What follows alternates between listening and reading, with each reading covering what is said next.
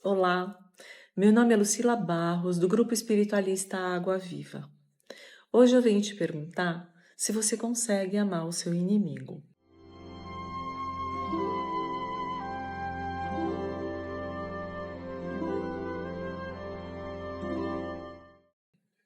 Se você respondeu muito rápido, eu não tenho inimigo, eu te convido para assistir o vídeo a respeito das mentiras que a gente conta para si próprio aqui no canal.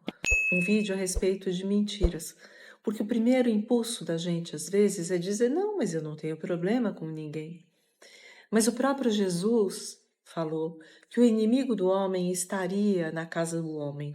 Quantas vezes a gente não vê, por exemplo, nesses relatos de vida espiritual, que as pessoas resolvem colocar fim, por exemplo, a um processo de vingança, depois que uma pessoa mata a outra, tira a vida e resolve reparar as suas contas diante da lei, dando a vida numa encarnação seguinte.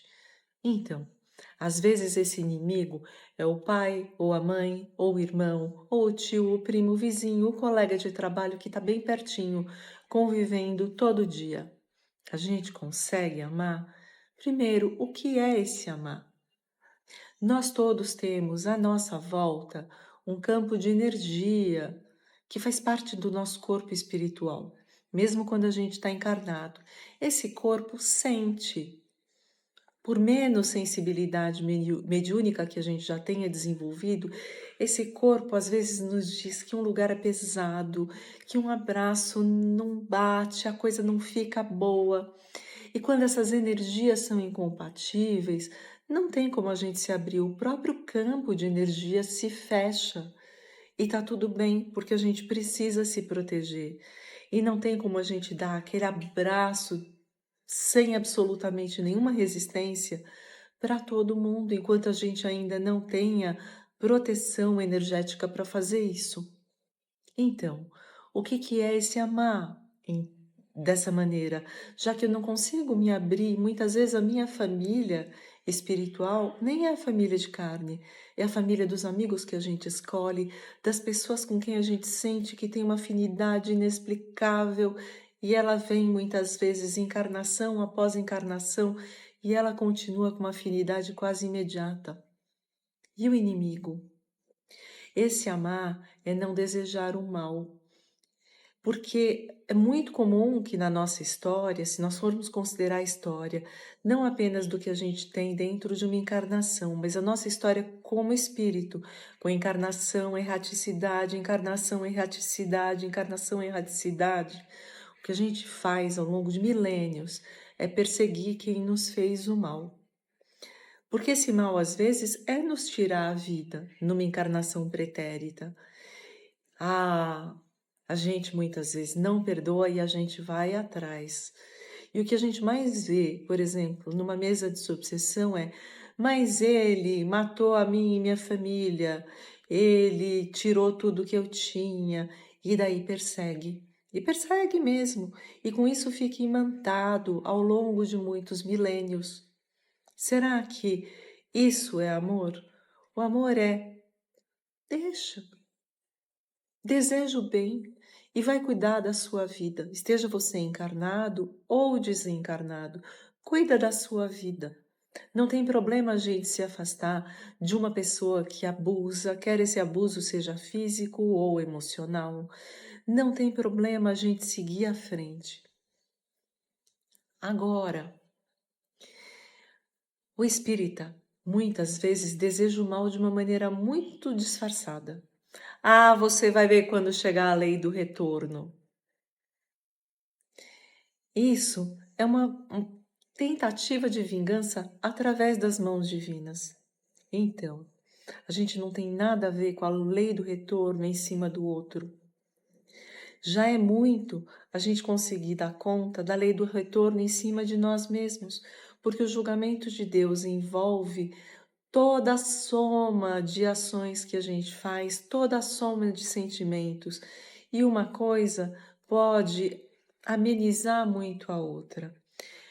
Ao invés de pegar o exemplo de Jesus, que é um exemplo tão alto que às vezes é difícil da gente seguir, apesar da gente querer seguir, é um exemplo que está muito, muito acima do que a gente consegue.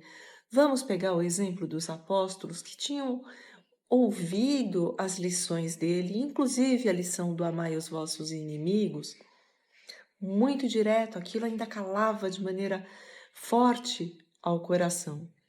Esses apóstolos que pregaram o amor, pregaram as lições de Jesus, se encantaram com elas, muitas vezes, quando o cristianismo começava a ser perseguido nos seus primórdios, fugiam. Fugiam para não ser mortos, fugiam para não ser presos, às vezes dava certo, às vezes não dava. Então, será que você já parou para pensar que se esses inimigos não tivessem perseguido São Pedro, São Paulo, São Tiago, o cristianismo teria ficado confinado a uma seita dentro do judaísmo? Foi justamente essa diáspora, essa necessidade de fuga pelo mundo conhecido, que espalhou as lições de Jesus. Então, os inimigos da cristandade, que não precisavam ser abraçados pelos apóstolos do começo do cristianismo, de quem eles fugiram para preservar até um certo momento suas vidas físicas, enquanto não foram efetivamente presos e supliciados, eles serviram a um bom propósito porque Deus usa inclusive o mal. Será que o nosso inimigo não é, na verdade, um elemento de crescimento da gente até mais que o amigo? Porque o amigo que fala bem ao meu coração, de quem eu sinto saudade, que eu quero por perto, às vezes não me faz trabalhar questões internas da mesma maneira que um inimigo faz. Por exemplo, tão fácil perdoar o amigo. E o inimigo que pratique um crime mais grave contra a gente? Será que a gente consegue? Será que a gente consegue enxergar, olhando para trás, o quanto o inimigo nos ajuda a crescer? O quanto ele nos ensina aquilo até que não é bom para a gente conseguir se posicionar, ou aquilo que tem dentro de nós mesmos. Porque às vezes eu não gosto do outro, pelo que eu vejo refletido no outro de quem eu mesmo sou. Então, vamos deixar para Deus todo o trabalho de julgamento, porque, na verdade, a gente não tem a menor condição de avaliar quem está certo, quem está errado nessa vida. Nem mesmo se a gente tivesse a capacidade de julgar a nós próprios, a gente conseguiria fazer isso. E daí? Vamos tentar deixar para Deus, ao invés de pensar, quando vier a lei do retorno, porque quando a lei do retorno vier, ela virá, e virá para todos nós, graças a Deus, filtrada pela misericórdia que a gente quer para a gente mesmo, mas virá com misericórdia para o outro também. Vamos lembrar que, às vezes, considerar que o outro é o mal é duvidar do próprio Deus, que também é criador daquele que hoje seja psicopata narcisista, materialista, cruel, mas que um dia também vai despertar.